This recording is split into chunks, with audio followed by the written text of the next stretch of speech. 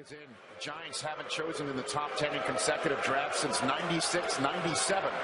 But yet, here it is for them in 2016. With the 10th pick in the 2016 NFL Draft, the New York Giants select Eli Apple, defensive back, Ohio State. Wow.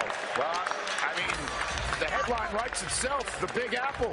And Eli's going to New York with another Eli, obviously. Now, understand that Vernon Hargraves is still knocked away at the last second. He's had football fumbled. Eli Apple, cornerback. And he's going to be knocked down. Fires up the left side of the field. Intercepted by Eli Apple. 2015 second team, all Big Ten. So that's 3 Buckeyes in the top 10. And Eli Apple's going to the New York Giants. And that secondary. He's a Jersey kid, too. He's from South Jersey. He's a redshirt sophomore. So he's only 3 years removed from high school. I don't even know if he's 21 years old. He's 6 feet, 200 pounds. He's got all kinds of potential. He's clean off the field.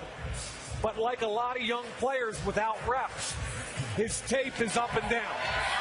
He's long, he's fast, he's physical.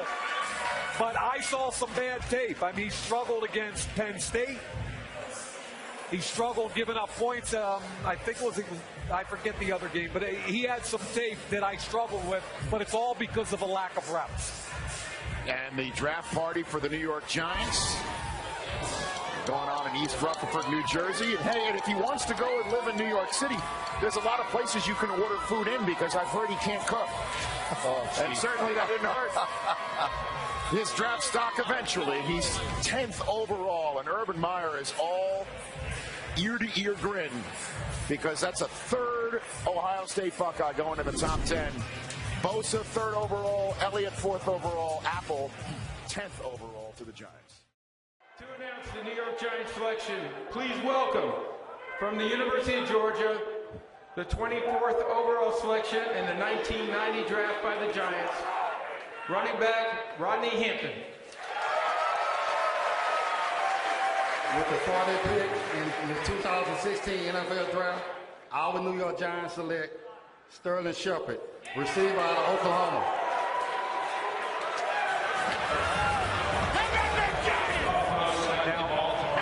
Every year I have a few favorite players that I watch on tape, and this kid's one of them.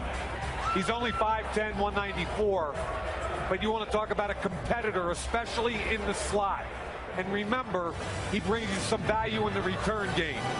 So he's a slot punt returner. He's quick and fast, running 4.48, and he's one of the most feisty competitors in this entire draft, Charles. Yeah, and a lot of people remember Tyler Lockett coming out of Kansas State last year, and that's one comparison. But how about a guy that he's going to join now? All right, talk about Victor Cruz, able to work inside, fearless, absolutely fearless going in there. And I love what Oklahoma did with him at times where they ran some routes where they were able to isolate him on safeties and create great mismatches. There's Victor Cruz. You get that run after catch as well, make people miss in the open field, and create even bigger plays. And I love Sterling Shepard's go-get-it attitude and go get it when the ball's in the air. When you watch his tape, if he has 14 throws at him, there's typically 13 or 14 catches. He finishes catches. Now again, in the slot, just quick. I mean, he reminds me of Julian Edelman as far as quickness in short areas. His toughness, which you need to have in the NFL now watch this. Make him miss. There's too much air there. You got to make him miss? Yeah, no problem. But in the NFL, if you're going to make a living at the slot, you better be a tough guy. Outside, look at the move here. Look at the natural bend and the explosion on the slant and go. Easy. And he's got great hands. Finally, not many people throw a back shoulder to the slot in college football in the red zone. That kid makes it work. You know, unique story. That's the young player that lost his father at a young age, and Coach Stoops took care of him. It was a great story. I got to meet him last year in Orlando at the College Football Awards. Another extremely high-character guy, great family, and you love to see good things happen to good people. With the 71st pick in the 2016 NFL Draft, the greatest franchise in the world, the New York Football Giants, select Darian Thompson. Ace, do you have something you want to say to the New York Giants fans here and at home? Go Giants! That's right, baby!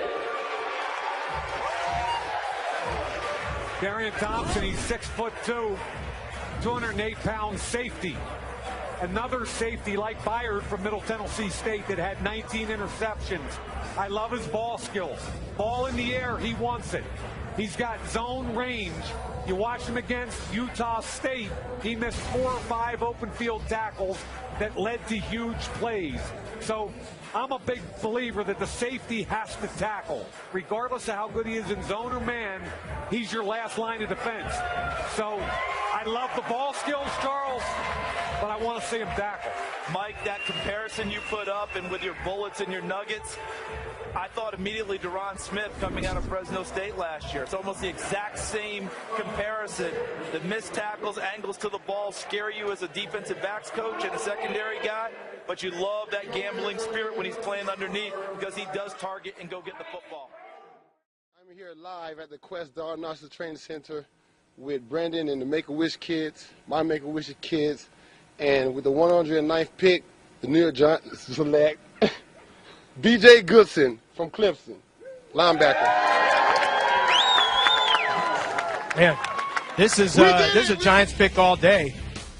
Inside linebacker with a lot of bang. He can leverage that gap. He'll come downhill at you. He'll hit you. He brings his shoulder pads with him, and very, very physical. He's not going to be a fast sideline-to-sideline guy, but he's going to own it between the tackles. Can't knock the production. Active, aggressive.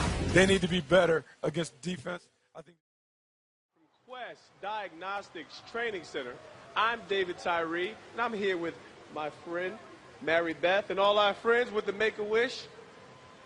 And with the 149th pick of the 2016 NFL Draft, the New York Giants select Paul Perkins, running back, UCLA. DJ, take that one, buddy. Yeah, Paul Perkins, the guy, doesn't have the ideal height, weight, speed, but when you watch him, you see somebody that runs really, really hard in between the tackles, ultra productive. He pulls out of a lot of tackles. You talk about power, you always think about lowering your shoulder. He's able to step out of a lot of tackles. He's been kind of the bell cow for this program, too, guys. And in pass protection, CD, I've seen him come attack 3 techniques. Guys, 300 pounds, and get him right underneath the chin. Very, very competitive football player. And you know what else he does? He has patience. Not just in his running form where he lets things develop or he sees things very well with vision. I'm talking about patience throughout the game. If things don't pop big early, he's not one of those guys that is pressing runs so much that they won't develop later. He stays with it, and then by the end of the game, I don't know how many UCLA games I did during his time there, but it felt like every time in the fourth quarter, he would pop something big, or he would grind a team down and finish off a game running the football. His 4-minute offense could last an entire quarter. That's what I liked about Paul Perkins. He was that type of a bell cow, and we're looking at the Giants running situation. Rashad Jennings, Andre Williams, that gives you nothing in the pass game. Shane Vereen there. He'll go in and compete for an opportunity. How we doing, Chicago? My name is Staff Sergeant Bell. I'm with the United States Marine Corps. With the 184th pick in the 2016 NFL Draft, the New York Giants select Jerell Adams, tight end, South Carolina. Abbott, 6'5", 250 pounds. 421 catches or receiving yards this past year. Lance, your thoughts? I think he's one of the combination tight ends in this draft. When I say that, I mean a guy who can get up the field, make catches vertically, can challenge up the field as a pass catcher, but also showed some stick as a run blocker. He's not afraid. Don't let that little thin lower body fool you. He's not afraid to stick his nose in and block a little bit. So, quite frankly, a little surprised that he lasted this long. Good quality selection for the Giants. I was impressed with his week of work at the Senior Bowl. He is someone, when you go back and look at the history of the Giants, and particularly the last decade, they've done a great job of developing tight ends. In this system that Ben McAdoo wants to play, a catch-and-run system, a lot of quick passes, the tight end needs to be athletic. He needs to be able to move after the catch. Jerell Adams could be a guy that ends up being a better player than we envisioned when he's drafted in the 6th round. When it comes from what we're seeing in the college game with tight ends and how we're seeing them being used in the pros, how difficult of a transition is that? I mean, there's a bit of a transition, but what the New York Giants like to do is they like to spread the field. We saw them do it with Larry Donnell. He made him a guy that scored 3 touchdowns on a Monday night game against the Washington Redskins. He's suffering an injury. If they follow the blueprint, the New York Giants have always taken either late round or undrafted free agents and made them into stud tight ends. He could be the next guy to go, Jerell Adams. You know, one of the things I think is interesting is I don't think the NFL, there's a transition period like Bucky mentioned, but I think what's happening right now is the NFL is basically saying we're going to adjust our game to the college players coming out. Let's adjust our game to the talent. And you see more and more teams taking advantage of these matchup tight ends and saying if that's who they are, then that's who we need to use them as. And I think that's smart. Why try to use them as anything else other than what they are? Also, remember, teams copy what they see in their division. Jordan Reed's impact last year for the Washington Redskins has led every offensive coordinator in that division to look at the tape and see, is there a player that I can use in a similar fashion to create that kind of production for my